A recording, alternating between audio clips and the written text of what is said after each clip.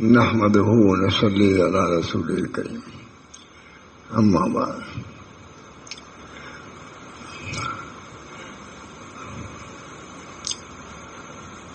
حضرت مسلم رحمۃ اللہ علیہ عموماً کتابیں پڑھاتے تھے، انہیں مضامین کو جمع کیا ہے، زیادہ ہم تھے شریک تھے، اسی میں سے آج کھولا میں نے یہ مضمون کھولا تو میں سناتا ہوں۔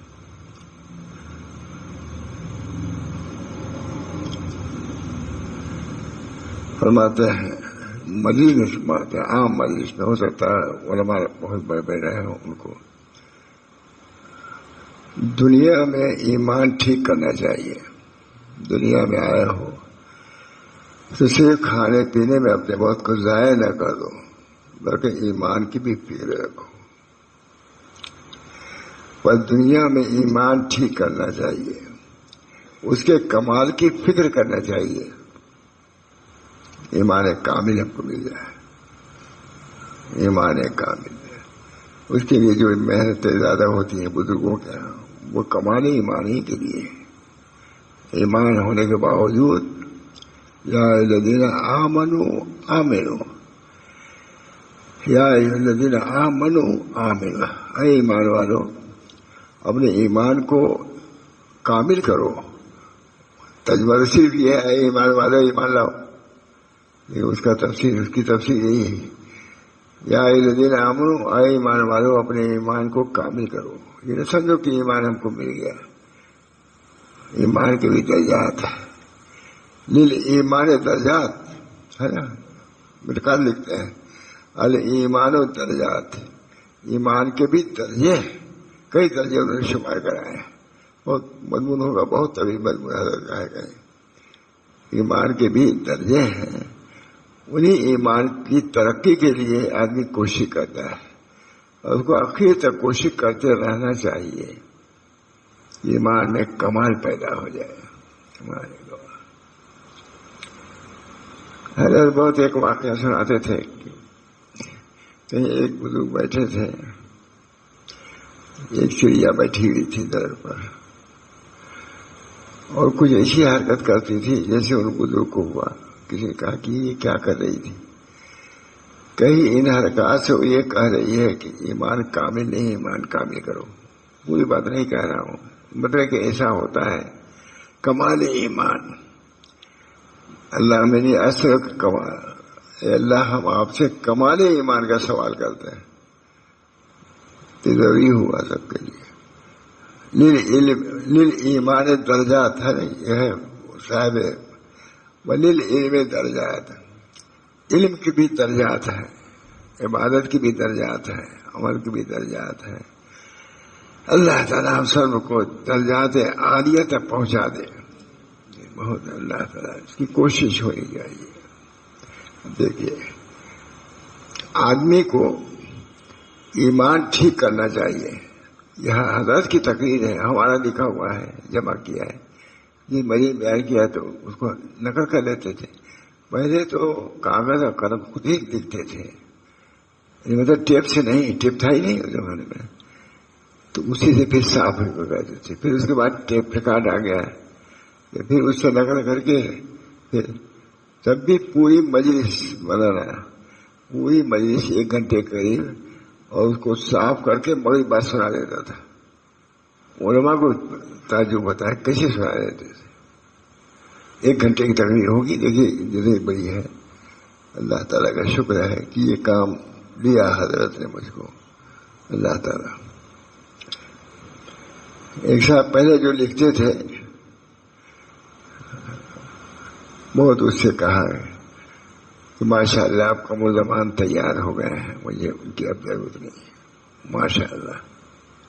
اللہ تعالیٰ ان کے حسن ظن کو برقرار رکھے اور ان کی ہم ترجمانی کرتے رہیں، ترجمانی کرتے رہیں۔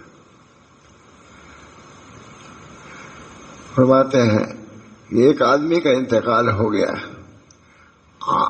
عامی آدمی تھا، زیادہ پڑھا لکھا نہیں تھا، مگر ایمان کامل رکھتا تھا۔ لوگوں نے اس کو خواب میں دیکھا اور پوچھا کہ کیا حال ہے؟ اسے کہا بڑے مزے میں ہوں.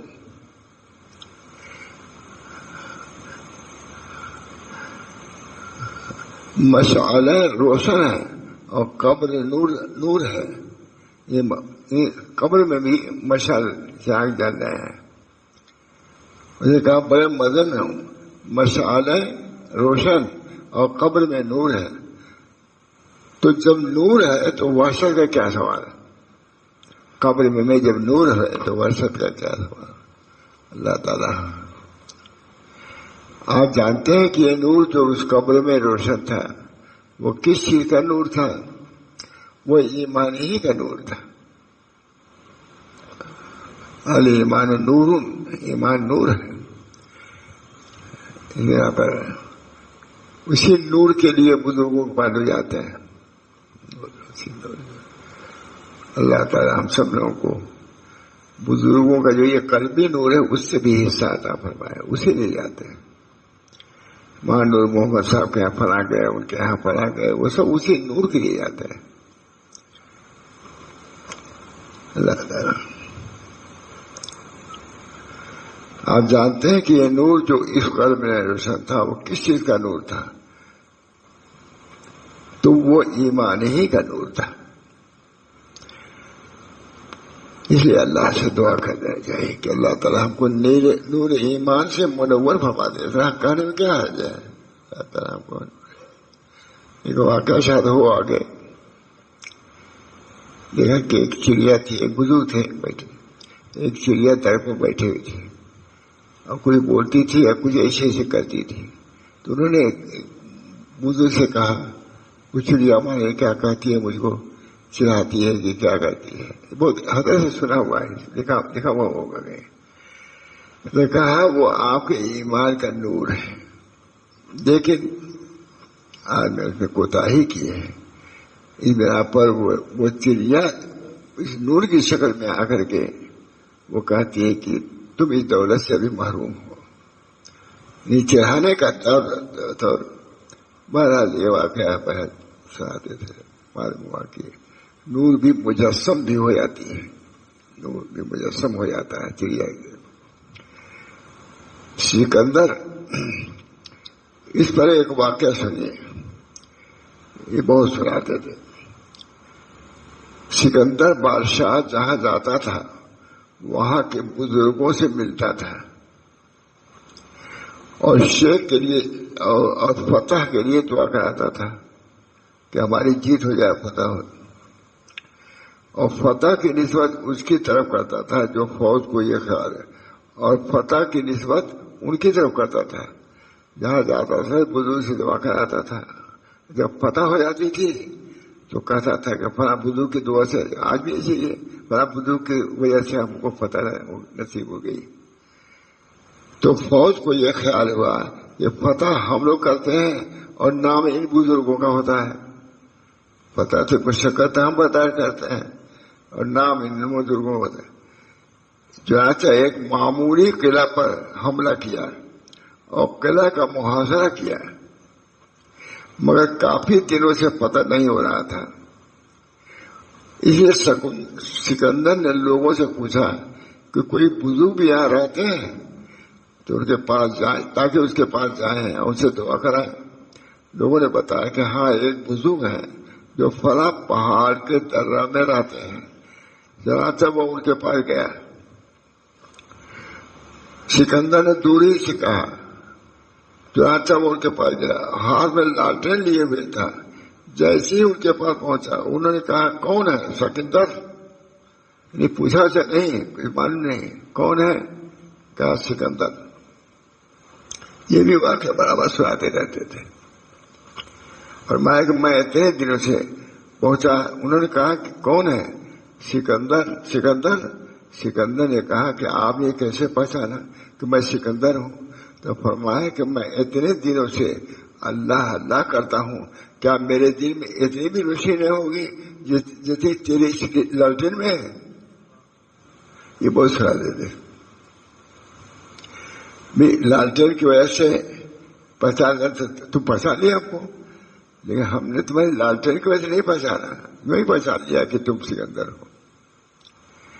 تو فرمایا کہ میں اتنے دنوں سے اللہ اللہ کرتا ہوں، کیا میرے دل میں اتنی بھی روشنی نہ ہوگی یدی تمہارے اس لالٹین میں ہے کہ میں اس سے پہچان لیتا؟ اچھا کہو کیسے آیا ہو؟ اس نے کہا بہت کوشش کی مگر قلعہ فتح نہیں ہوا، اس لیے آپ کے پاس دعا کے لیے حاضر ہوا ہوں۔ انہوں نے فرمایا کہ جاؤ فتح ہو جائے گا۔ اس کے بعد بلند آواز سے لا الہ الا اللہ کی ضرب لگائی، پر اس کے بعد مان قلعہ فتح ہو گیا۔ یہ جو ہے جو دریا ہے، دریا کا اس پر ایک مسجد ہے، وہاں بہت اونچائی پر۔ تو ہم تھے وہاں سے آدمی بھی تھے، تو جب پل کو پہنچے تو مجھ کو دکھلایا کہ دیکھو وہ جگہ اس طرح فتح ہوئی ہے، مسجد تھی، مسلمانوں نے حملہ کیا، وہ ہے مسجد اب بھی ہے۔ تو مولانا حمید الرحمان صاحب نے مجھ سے خود بتایا کہ یہ دیکھو وہ دیکھو مسجد ہے، وہ دیکھنے لائق۔ ہم لوگ گئے ہیں، دیکھو جہاں سے یہ ہے دریا کا ہے، ہاں جمنا کا خیال ہوا کہ پتہ ہم لوگ کرتے ہیں، نام ان بزرگوں کا ہوتا ہے۔ چنانچہ ایک بزرگ قلعہ پر حملہ کیا، موقع کا فرق ہے، مگر کافی دور سے پتہ نہیں ہو رہا تھا۔ یہ سکندر نے لوگوں سے پوچھا کہ کوئی بزرگ بھی یہاں رہتے ہیں تو ان کے پاس جائیں اور ان سے دعا کرائیں۔ تو لوگوں نے بتایا کہ ہاں ایک بزرگ ہیں جو فلاں پہاڑ کے درے میں رہتے ہیں۔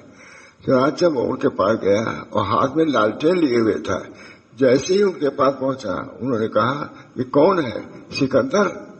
سکندر نے کہا کہ آپ نے کیسے پہچانا؟ میں سکندر ہوں۔ تو فرمایا کہ میں اتنے دنوں سے اللہ اللہ کرتا ہوں، کیا میرے دل میں اتنی بھی روشنی نہیں ہوگی جیسے تمہارے اس لالٹین میں ہے؟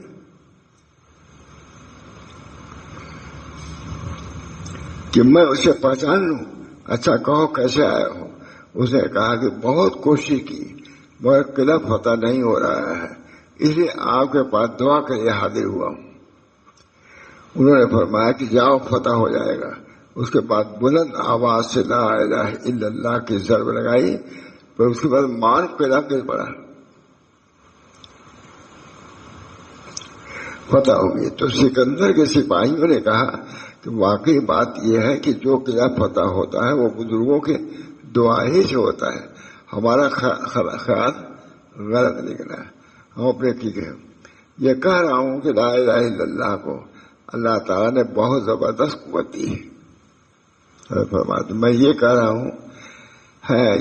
ہوں کہ لا الہ الا اللہ کو اللہ تعالیٰ نے بہت زبردست قوت عطا فرمائی ہے۔ جہنم بیچاری کیا چیز ہے، اس کی وجہ سے پل صراط پر چلنا بھی آسان ہوگا، آخرت کی سب دشواریاں آسان ہو جائیں گی۔ جو روشنی وہاں ملے گی اس کا کیا کہنا، منافق اور کافر کو کیسی کچھ ظلمت ہوگی، وہ چاہیں گے کہ روشنی ملے تو ہم چلیں، تو ان سے کہا جائے گا کہ جاؤ پیچھے جا کر روشنی تلاش کرو، تو کوئی روشنی نہیں ملے گی۔ اس کا مطلب یہ ہے کہ وہ روشنی تو دنیا میں ملتی، وہاں تم نے اس کو لیا نہیں کیا؟ یا مطلب یہ ہے کہ وہاں جاؤ جہاں یہ روشنی تقسیم ہوتی ہے، جہاں وہ واپس ہونے کے لیے مڑیں گے مگر قادر نہ ہوں گے، وہاں گر پڑیں گے، اس لیے ان کے پاس روشنی نہ ہوگی۔ حدیث پاک میں آیا ہے کہ جب اللہ تعالیٰ نے اپنی جب اللہ تعالیٰ کے ہاں پیشی ہوگی تو ایک شخص کے بارے میں کوئی کہے گا کہ اللہ تعالیٰ یہ تمہارے پاس آتا تھا، ہمارا ساتھی ہے، ہم اس کو اپنے ساتھ لے جائیں گے۔ تو فرمایا جائیں گے، اچھا لے جاؤ، اس کی سفارش قبول ہو جائے گی۔ بزرگوں سے یہاں تک سنا ہے اگر کسی کو لقمہ بھی کسی نے کھلایا ہوگا تو اس کے بارے میں اللہ تعالیٰ اسے سفارش کرے گا، وہ لقمہ اللہ تعالیٰ اس نے مجھے کھلایا ہے اس کو بخش دے گی اور وہ سفارش کی قبول ہوگی۔ یہ ہے وہ تعلق جو آخرت میں کام آنے والا ہے۔ اسی کو اللہ تعالیٰ یہاں فرماتے ہیں کہ الاخلاء یومئذ بعضهم لبعض عدو، یعنی آخرت میں جا کر دنیاوی دوست سب کے سب ایک دوسرے کے دشمن ہو جائیں گے مگر متقی نہیں دشمن ہوں گے۔ وہ لوگوں کی دوستی وہاں بھی قائم رہے گی۔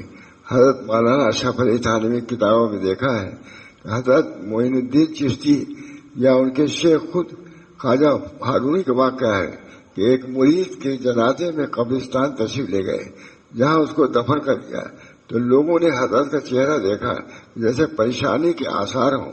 حضرت وہیں بیٹھ گئے، تھوڑی دیر مراقب رہے، پھر خوش ہو گئے اور مسرت کے ساتھ چہرے پر نمایاں ہو گئے، مسرت چہرے پر نمایاں ہو گئے۔ لوگوں نے عرض کیا حضرت یہ کیا معاملہ ہے؟ سمجھ میں نہیں آیا۔ پہلے آپ کا چہرہ پھک تھا، اس کے بعد گھبراہٹ کے آثار دیکھے گئے، پھر وہ مسرت سے بدل گئی۔ فرمایا ہاں بات یہ ہے جب اس کو دفن کر دیا گیا تو عذاب کے فرشتے آئے جن کی وجہ سے مجھ کو فکر ہوئی کہ اب اس پر عذاب ہوگا۔ میں نے اللہ تعالیٰ سے درخواست کیا اللہ یہ شخص بھی میرے پاس آیا تھا، اس کو عذاب سے بچا لے۔ فرمایا آتا تو تھا مگر اس کے خیال اچھے نہیں تھے۔ پھر میں نے عرض کیا پروردگار اسی لیے تو کہہ رہا ہوں، ورنہ اگر اس کے خیال اچھے ہوتے تو وہ خود اپنے اعمال کے ذریعے سے جنت میں جاتا۔ اب جب کہ اس کے پاس عمل نہیں ہے اور وہ گنہگار ہے، مجھ سے تعلق رکھتا تھا، تاہم اس کو عذاب زیادہ دیا جا رہا ہے تو میری نسبت سے اس کو کیا فائدہ ہوا؟ اس پر اللہ تعالیٰ نے فرمایا کہ اچھا جاؤ تمہاری خاطر اس کو چھوڑ دیتا ہوں۔ یہ سن کر میں مسرور ہو گیا کہ چلو میری نسبت سے غریب کی جان بچ گئی اور عذاب سے حفاظت ہو گئی۔ روایت میں آتا ہے کہ قیامت میں اللہ تعالیٰ کے سامنے دو آدمی پیش ہو گئے، دونوں کو حکم دیا جائے گا کہ دوزخ میں جاؤ، اور ان میں سے ایک تیزی کے ساتھ دوڑ کر اپنے کو دوزخ میں گرا لے گا اور دوسرا آہستہ سے چلے گا اور مڑ مڑ کر اللہ تعالیٰ کی جانب دیکھتا جائے گا۔ اللہ تعالیٰ ان دونوں کو واپس بلائیں گے، پہلے سے پوچھیں گے کیا تم نے جہنم کے عذاب کو نہیں سمجھا تھا کہ دوڑ کے گیا؟ پھر ایسے ہی تیزی سے کیوں اس طرف گیا؟ اب خیال ہوا کہ یہاں آپ کے آخری حکم دے رہے ہیں، اس کو تو مان لیں گے، جہنم میں جانے ہی صحیح۔ چنانچہ اس کے جواب سے خوش ہو کر اس کو پوچھ لیا۔ بہرحال اس طریقے سے مضمون ہے، زیادہ میں سنانے پہ اس وقت قادر بھی نہیں ہوں۔ اللہ تعالیٰ دعا کیجیے کہ بزرگوں کے ملفوظات کے فوائد انوار سے ہمارے قلوب بھی منور ہو جائیں اور فائدہ ہو، طریقہ فائدہ۔ تو بڑے شان سے بیان کرتے، 1 گھنٹہ تک نہیں کرتے تھے بھائی جوش خروش میں، لیکن اب ہم لوگوں کی زیادہ عادت بھی سنانے کی نہیں، بیان ہی کرنے کی عادت زیادہ ہے۔ اس بنا پر اللہ تعالیٰ دعا کیجیے کہ آپ لوگوں نے سلسلہ بہت دن سے ہم نے سناتے نہیں تھے، کوئی بہت دن سے آپ نے کہا تب سنانا شروع کر دیا۔ اس بنا پر بہرحال وہ بھی معمول ہے، یہ بھی معمول ہے، جیسا وقت رہے گا ویسا کیا جائے گا۔ اب دعا کیجیے اللہ تعالیٰ سے، اللہ تعالیٰ ہم سب لوگوں کو رمضان شریف کے فیض و برکات سے مالا مال فرمائے۔ اور قرآن پاک میں کیسے کیسے مضامین ہے، اللہ غنی، کیسے مضامین ہیں کیا پہاڑ بھی ریزہ ریزہ ہو جائے، پہاڑ برداشت نہیں کر سکتا۔ نبی اکرم صلی اللہ علیہ وسلم کے قلب نے برداشت کیا، اور حضور صلی اللہ علیہ وسلم نے حضرت فاطمہ سے کہا، حضرت خدیجہ سے اس کا اظہار کیا، حضرت خدیجہ گھبرا گئی، نہیں پھر اطمینان دینا دیا، یہ وہ چیز نہیں ہے، ڈرنے والی نہیں ہے۔ بہرحال اللہ تعالیٰ ہم سب لوگوں کو ایمان کی دولت سے مالا مال فرمائے، اور ہر وہ بری چیز جس سے ہم کو دینی یا دنیاوی مضرت پہنچے اس سے اللہ محفوظ رکھے۔ بچوں کی بھی ہماری حفاظت فرمائے، ان کے بھی اصلاح کی طرف دل کو مائل فرما دے، بہت بڑی بات ہے۔ اللہ تعالیٰ توفیق دے۔ ربنا تقبل منا انک انت السمیع العلیم برحمتک یا ارحم الراحمین۔